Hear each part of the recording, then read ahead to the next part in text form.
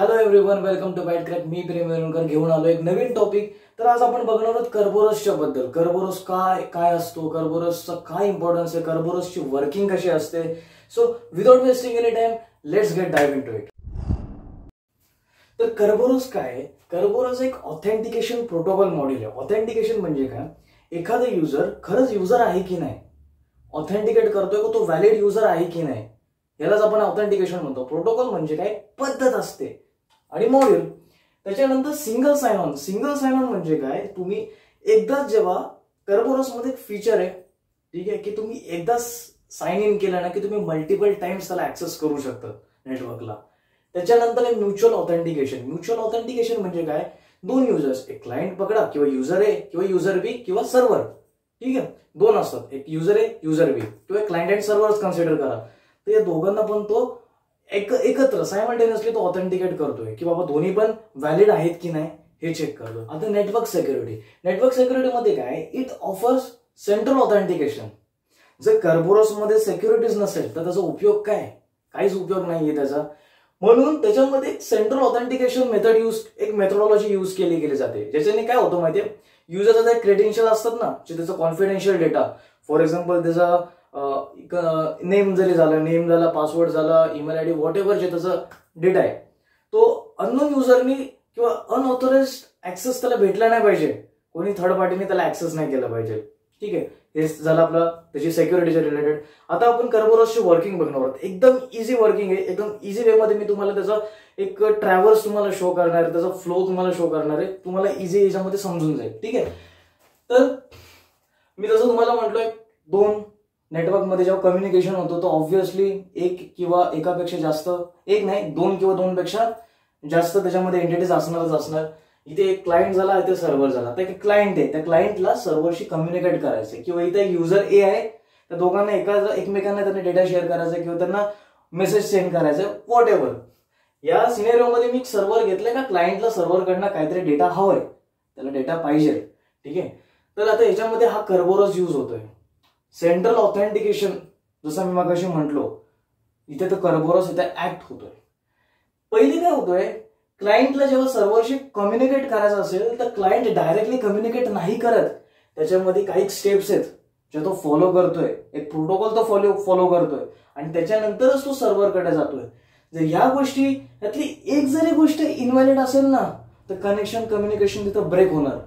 ठीक आहे, first step, client as कडे जाणार. आता एएस काय? Authentication service. काय करतो तो ऑथेंटिकेशन सर्व्हिस? ऑथेंटिकेट करतो युजरला ना, ऑथेंटिकेट करतोय की बाबा तो युजरच आहे की नाही हे चेक करतोय. क्लायंट गेला एएस कडे, पण एएस कडे का गेलाय तो? कशासाठी गेलाय? तर तो रिक्वेस्ट करतोय तिकीटसाठी. कुठला तिकीट? ना ट्रेनचा, ना मेट्रोचा, ना फ्लाईटचा. कोणता तिकीट? त्याला तिकीट पाहिजे टीजीएसचा. आता टीजीएस काय? टीजीएसला आपण तिकीट ग्रँटिंग सर्व्हिस असं म्हणतो. ठीक आहे, तर क्लायंट म्हणतोय, एक रिक्वेस्ट टाकतोय एएसला, ऑथेंटिकेशन सर्व्हिसला, की मला टीजीएसचं तिकीट पाहिजे. एएस काय करतोय? ऑथेंटिकेट करतोय युजरला, बाबा तोच युजर आहे की नाही या सगळ्या गोष्टी चेक करतोय आणि मग नंतर त्याला तिकीट देतोय. आपल्या टीजीएसचं तिकीट देतोय, पण टीजीएसचं तिकीटच्या बरोबर तो अजून त्याला एक सेशन की देतो. आता सेशन की काय? सेशन की म्हणजे काय? एखादा तर समजा आता मी समोरच्याशी बोलतोय, ठीक आहे, तर मी सुरुवात करेपर्यंत किंवा मी सुरुवात केल्यानंतर आणि मी माझं कन्व्हर्सेशन संपवल्यानंतर त्याच्यामध्ये एक सेशन क्रिएट होतो ना दोघांमध्ये. एवढ्या वेळ बोललो आम्ही, 5 मिनिटं बोललो आम्ही, 10 मिनिटं बोललो, तर 5 मिनिटाचं सेशन झालंय किंवा 10 मिनिटाचं सेशन झालंय, एक असा सिनेरिओ असतो ना, त्यालाच आपण सेशन म्हणतो, राईट. तर मग हा काय करतो, एक पर्टिक्युलर तो सेशन देतोय की बाबा तू एवढा वेळ तुझ्याकडे आहे, तू टीजीएसशी कम्युनिकेट कर. ठीक आहे, हा बाई त्याला तिकीट देतोय, येस, आणि सेशन की देतोय.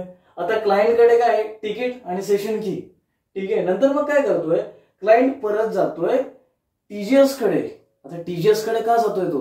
त्याने तिकीट घेतलं ना, त्याला तिकीट घेतलं तर बिंदास जाणार. जर याच्याकडे तिकीट नसतं, जर तो इनव्हॅलिड युजर असता, तो याच्याकडे तिकीटच नसता, तिथेच विषय संपला असता. पण तसं नाही झालंय, याच्याकडे तिकीट आलंय, सेशन की आले, मग आता ते सेशन क्रिएट झालंय, इथून आता एक सेशन क्रिएट झालं, राईट. मग हा जातोय सर्व्हर टीजीएस कडे जातोय आणि टीजीएस कडे जाऊन तो परत एक तिकीट मागतोय. आता तिकीट कसला मागतोय तो तुझ्याकडे? तर सर्व्हरशी कम्युनिकेट करायचं ना ऍक्च्युअल मध्ये क्लायंटला, ना की यांच्याशी. पण हे मध्ये येत आहेत सिक्युरिटीसाठी.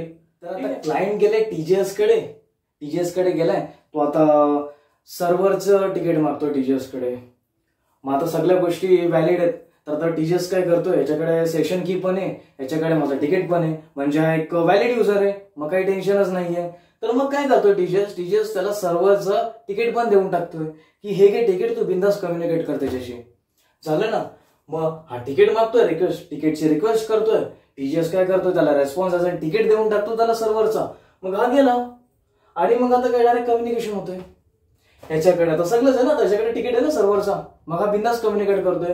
याच्यामध्ये ऑथेंटिकेशन पण झालं, याला सेशन की पण भेटली, म्हणून टीजीएसने त्याला सर्व्हरचा तिकीट देऊन टाकला. झालं कम्युनिकेशन. आता ते फ्लुएंटली एकमेकांशी कम्युनिकेट करू शकतात ना. एकदम सिम्पल, रिलायबल आणि इझी वे मध्ये मी तुम्हाला एक्सप्लेन केलेलं आहे, ते पण मराठीमध्ये. होप सो तुम्हाला व्हिडिओमध्ये कर्बोरसचं ऍटलिस्ट वर्किंग तरी तुम्हाला शिकायला भेटलं असेल. पॉईंट्सवर तुम्ही मल्टिपल पॉईंट्स लिहू शकतात, ठीक आहे. त्याचे की कंपोनेंट्स लिहू शकतात आणि त्याच्यावरनं तुम्ही सेंटेन्स पण क्रिएट करू शकतात, ठीक आहे. तर मग हेच होतं आपल्या व्हिडिओमध्ये. होप सो तुम्हाला समजले असेल. तर भेटूयात आपण नेक्स्ट व्हिडिओमध्ये. थँक्यू.